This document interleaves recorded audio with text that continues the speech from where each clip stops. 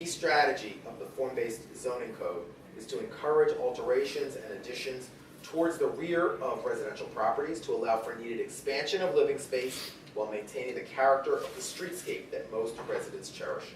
Additions to the rear can almost always have sufficient dimension to be useful, private, furnishable spaces, whereas enclosed porches will almost always yield internal spaces of such limited dimension as to be useful primarily for storage.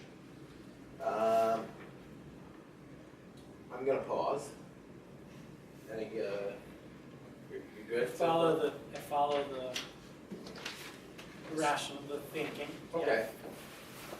So I'm going to go on to different points just of view. to take up a topic of conversation for the committee, do we, when we present this information back to council, are we going to do it in the form of reading the whole letter? Well, I think we will submit the letter. I don't think we get to read it yet.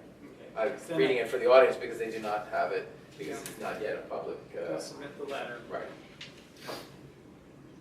So there were some questions in light of this view. Some suggested that enclosed porches offer homeowners additional living space at very low cost. It is true enclosing a front porch is inexpensive, but the living space gained is of very poor quality.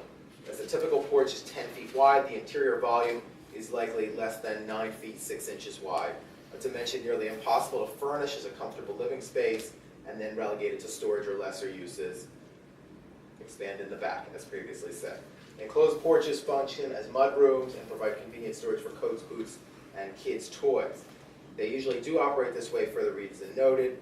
Some find this convenient, particularly families with young children, but other important functions of the porch suffer, particularly its value as a public to private transition. A glass enclosed porch preserves transparency of the open porch and is a good compromise.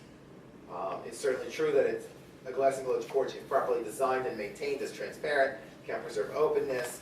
Often this is not the case, and the glass enclosure effectively moves the front door forward to the front yard, changing it from a transition space and annexing it as part of the private domain of the house.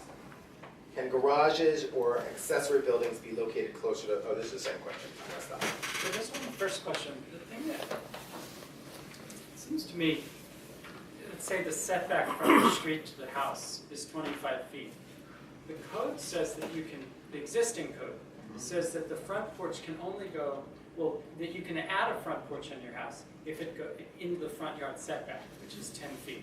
So I've never understood how anybody could make any other use of the front porch than just a front porch, because it's in the front yard setback, and only porches are allowed in the front yard setback. So it seems to me once you enclose a porch and make it a living room, you've made a living space in the front yard setback, which is not only the function of a house. What's the difference between, say, an unheated living space that has, you know, a patio chair, still a porch, right? It's still a porch.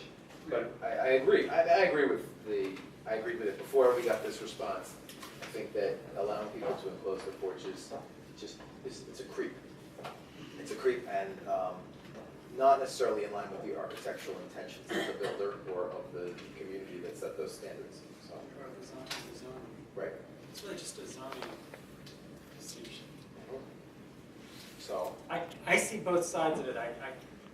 I do too, and I live on a street where some have been enclosed and some are not, but I can tell you that nobody hangs out on an enclosed porch. People only hang out in the open porches.